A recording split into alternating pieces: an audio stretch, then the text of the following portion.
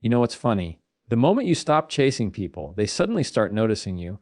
The moment you stop explaining yourself, they suddenly start listening. The moment you stop trying to prove your worth, they start seeing it. Life has this strange way of revealing who truly values you, right? When you stop begging for their attention. Because when you stop trying, you take your power back. You stop showing desperation and you start showing dignity. That's when people realize what they lost, the effort, the loyalty, the version of you that cared too much. But by then, you've already learned the lesson. Peace is more valuable than being understood.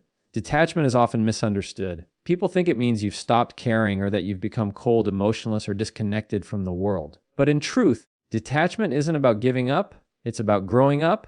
It's about realizing that peace will always matter more than people who refuse to see your worth. It's about understanding that love, friendship, or respect should never have to be begged for, chased, or proven. The power of detachment lies in reclaiming your energy, your dignity, and your sense of control. It's what happens when you finally say, I'm done trying to force what's not meant for me. You see, many of us live for validation without even realizing it. We try too hard to be liked, to be chosen, to be understood. We bend over backward to keep people happy, people who wouldn't even lift a finger for us. We answer texts instantly from those who take hours to reply. We show up for people who barely notice when we're gone. We explain ourselves, defend ourselves, prove ourselves, and for what? To earn a place in someone's life who wouldn't notice our absence if we stopped showing up tomorrow. Detachment is when you finally wake up from that exhausting cycle. It's the moment you stop chasing people and start attracting peace. When you detach, something powerful happens. You stop being controlled by external approval. You stop waiting for others to tell you who you are. You stop letting someone's indifference decide your value. You begin to understand that you are not defined by how much someone cares about you, but by how deeply you respect yourself. And that's a shift that changes everything. When you no longer crave validation, you become untouchable. You don't react to every insult, every silent treatment, or every act of manipulation. You stay calm, you stay grounded, you stay in control. Detachment doesn't mean you stop feeling. It means you start feeling differently. You no longer feel anxious when someone pulls away. You no longer feel broken when someone disappoints you. You simply acknowledge it for what it is and move forward. You stop forcing conversations that don't flow. You stop watering relationships that no longer grow. You stop apologizing for being too much or too little, because you finally understand that you were never too much for the right people and never enough for the wrong ones. The beauty of detachment is that it silently shifts the dynamic. The people who once ignored your messages start wondering why you're quiet. The ones who took your presence for granted start feeling your absence. It's not because you're playing games, it's because you've stopped giving them the emotional power to control you. You've stopped trying to prove your worth, and in that silence, they finally see it. That's human nature. People often realize your value only when they can no longer access it. But detachment isn't about making them regret losing you. It's about learning to be okay even if they never come back. When you detach, your focus returns to you. You start investing your time in growth, not approval. You begin to enjoy your own company. You rediscover your hobbies, your passions, your peace. You stop looking for happiness in someone else's acceptance. You realize that closure doesn't always come in a conversation. It comes when you stop needing an explanation. You realize that not every relationship is meant to last forever. Some are meant to teach you how to value yourself better. Detachment gives you that perspective. It gives you strength, wisdom, and clarity. True detachment is rooted in self-respect. When you respect yourself, you set boundaries. You no longer allow people to walk all over you just because you care about them. You stop overextending yourself just to keep the peace. You stop tolerating inconsistency, manipulation, and one-sided effort. Because now you understand that peace is more valuable than attention. Respect is more valuable than love that drains you. And walking away from chaos doesn't make you weak. It makes you wise. Self-respect is the foundation of every strong relationship you'll ever have. When you respect yourself, you teach others how to treat you. You show them what's acceptable and what isn't. You stop explaining your worth, you embody it. You carry yourself differently, you speak differently, you move differently. And people notice. They start to treat you with the same respect you give yourself. But if you don't set that tone, no one else will. People treat you based on what you tolerate. Detachment helps you raise your standards, not lower them to keep others comfortable. The process of detachment isn't easy, it hurts. It's uncomfortable to stop caring about things you once obsessed over. It's painful to walk away from people you thought would stay forever. It's difficult to stop checking your phone, to stop hoping, to stop explaining. But that pain is temporary. The peace that follows is permanent. Detachment teaches you patience. It teaches you to trust timing. It teaches you that what's meant for you won't require begging, convincing, or casing. What's meant for you will align effortlessly, flow naturally, and respect your peace. Detachment doesn't mean you stop loving. It means you love with freedom, not fear. You love without trying to control the outcome. You love without losing yourself. It means you give people the space to choose you, and if they don't, you let them go. You understand that rejection isn't personal, it's redirection. It's life showing you that something or someone better fits your growth. That's what makes detachment powerful. It's built on faith, not force. Faith that what's real will stay. Faith that what's gone wasn't meant to remain. Faith that letting go is not losing, it's making room for better things. When you truly master detachment, you become calm in situations that used to trigger you. You stop reacting to every insult, every rumor, every disappointment. You start choosing silence over explanation, because silence is strength. It's the loudest statement you can make without saying a word. You learn that peace is not found in control, it's found in release. You realize that life flows easier when you stop fighting for what's not meant for you. The power of detachment and self-respect is this: it gives you your life back. You stop being a puppet in other people's stories and become the author of your own. You stop being driven by the fear of losing people and start being guided by the joy of finding yourself. And once you experience that kind of freedom, you'll never go back, because you'll understand that the moment you stop trying to make everyone care, that's the exact moment you start truly living. There's a simple truth about human behavior that we often overlook. The more available you are, the less you're valued. It's not because people are cruel. It's because human psychology is wired to chase what feels uncertain and to overlook what feels guaranteed. We're drawn to scarcity, not abundance. When you constantly give, show up, and try to prove your worth, you unintentionally make your effort invisible. It becomes expected, not appreciated. And the moment something becomes expected, it loses its emotional weight. That's why when you finally stop trying so hard, people suddenly start to care. They're forced to notice what they once took for granted. Every relationship, whether it's romantic, professional, or friendship, operates on a silent exchange of effort. When that balance breaks, so does respect. You can't keep pouring into someone who's comfortable taking without giving back. Yet many of us do it, hoping that if we try harder, they'll finally see our worth. But here's the hard truth: effort doesn't change people who don't want to value you. It only exhausts you. You can't teach appreciation through overextending yourself. The more you give without boundaries, the more you teach others to expect that from you. When you stop trying so hard, you shift the balance of value. You remind people that your time, attention, and energy are not infinite resources, they are privileges. And privileges can be lost when they're not respected. That shift isn't about manipulation, it's about alignment. You're no longer operating from fear of loss, you're operating from self-respect. When people no longer have constant access to you, they begin to recognize the effort it took to have you in their life. Your presence becomes meaningful again because it's no longer guaranteed. This doesn't mean you become cold or unkind. It means you become conscious. You stop overinvesting in people who underdeliver. You start measuring relationships not by how much you give, but by how much peace they bring. You learn that real connections are reciprocal. Healthy people notice effort and match it. Unhealthy people notice effort and exploit it. The moment you stop feeding the wrong ones, they either disappear or step up. Either way, you win. Psychologically, this dynamic runs deep. Human beings crave challenge, novelty, and growth. Or someone is too predictable, the brain stops responding with excitement. It normalizes their presence. But when that constant source of attention suddenly becomes distant or less available, the brain triggers a feeling of loss or curiosity. That's when people start reflecting. They replay moments. They realize how much of your effort they took for granted. And that realization only happens after you stop trying to remind them of your value. You cannot teach gratitude through effort. It's learned through absence.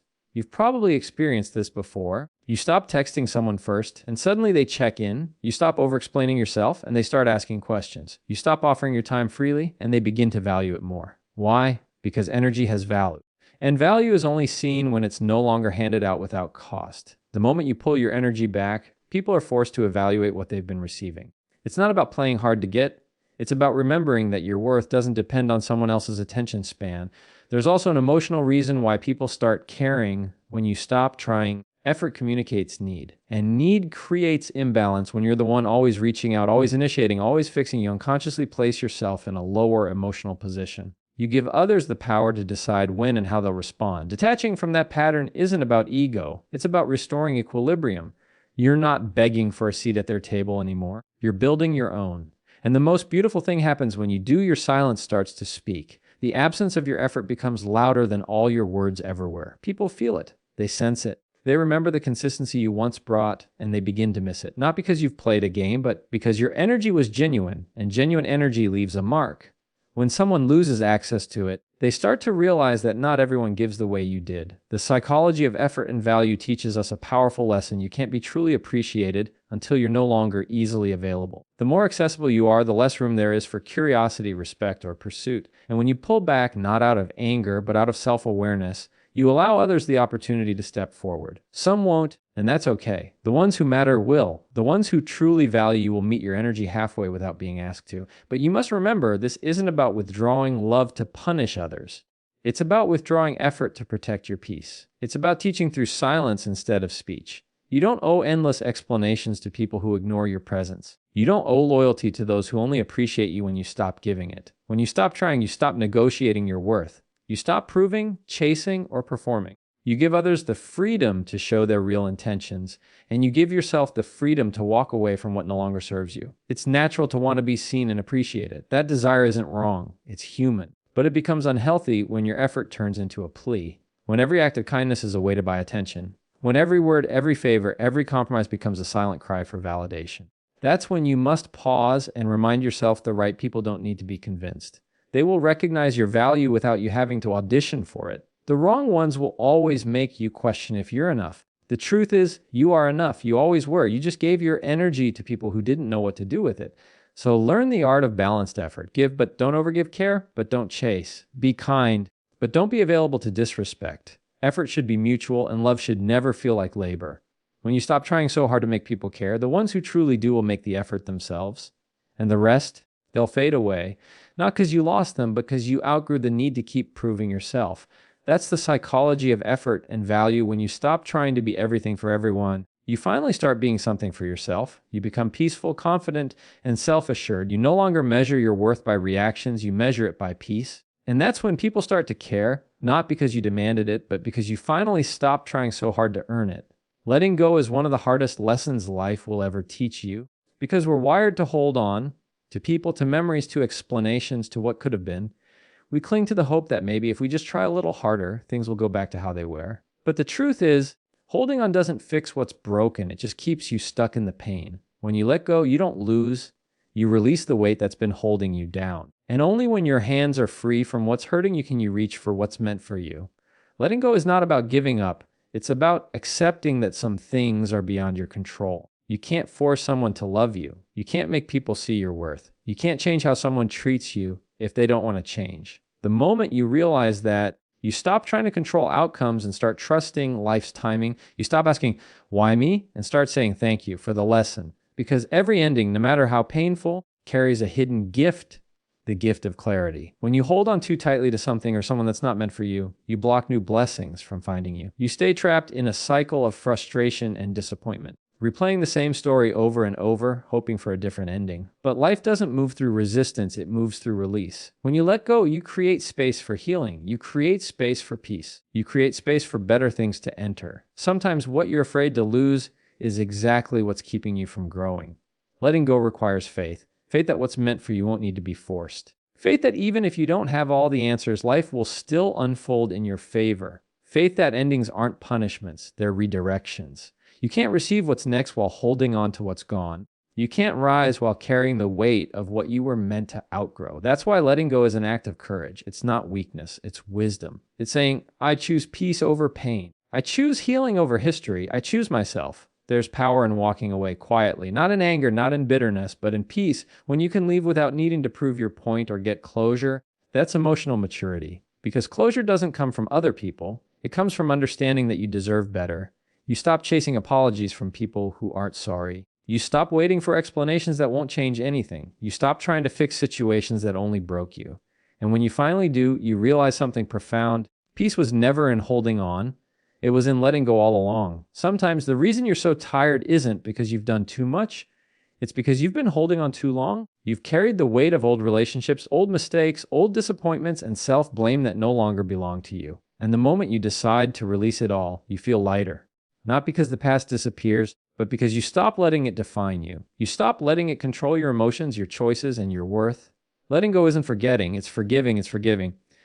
This happened, but it no longer has power over me. When you let go, you make room for growth. You start rediscovering who you are without all the noise, without all the emotional baggage. You start realizing how strong you've become, how much you've survived, and how far you've come. You learn that healing doesn't mean pretending it never hurt. It means learning to smile again even after it did. You begin to attract peace, not chaos. You begin to attract people who bring calm, not confusion. You start walking differently, talking differently, thinking differently. Because you're no longer moving from pain, you're moving from purpose. Letting go also teaches you boundaries. You start recognizing that not everything deserves a reaction. You stop trying to prove your worth through arguments or explanations. You understand that silence can be the most powerful answer. You start guarding your energy the way you guard your most valuable possessions. You realize that not everyone deserves access to you. You're not cutting people off. You're cutting off your attachment to needing their approval. That's what real freedom feels like. When you finally let go, life rewards you in ways you couldn't imagine. Opportunities appear, peace returns, and clarity follows. You start to see why things had to fall apart so better things could fall into place. That relationship that ended made room for your self-love. That disappointment taught you patience. That heartbreak made you resilient. You realized that nothing was wasted. Every experience was preparing you for something greater. Letting go doesn't erase your past, it redeems it. But here's the truth, letting go isn't a one-time act, it's a daily decision. Every morning you choose not to pick up the pain again. You choose not to overthink, not to revisit old ones, not to reopen doors that God has already closed. You choose peace again and again until peace becomes your new normal. You stop trying to understand everything and start trusting that everything will make sense in time. And somewhere in that process, you find strength you never knew you had. The kind of strength that comes from surviving what was meant to break you. The kind that doesn't need validation or recognition. The quiet kind that shows up when you're finally done trying to control everything. Because once you let go, you stop fighting life and start flowing with it. When you let go, you rise above overthinking. You rise above fear. You rise above needing to be chosen, understood, or accepted. You rise into the person you were always meant to be, calm, confident, centered. You start living with gratitude instead of resentment. You start loving yourself not because someone else does, but because you finally see your own worth. Letting go is not the end, it's the beginning. The beginning of peace, of freedom, of self-respect. You'll realize that the people and things you once begged for were never the source of your happiness. They were lessons. You'll look back one day and thank yourself for walking away when you did, because what's ahead of you will make you forget what you thought you lost. The peace that follows letting go will be worth every ounce of pain it took to get there. So stop holding on to what's already gone. Stop chasing closure from people who never cared to give it. Stop explaining your worth to those who refuse to see it. You owe yourself peace, not pain. You owe yourself healing, not history. The moment you finally let go of trying to make people care, you'll discover the one person who always should have cared the most, you.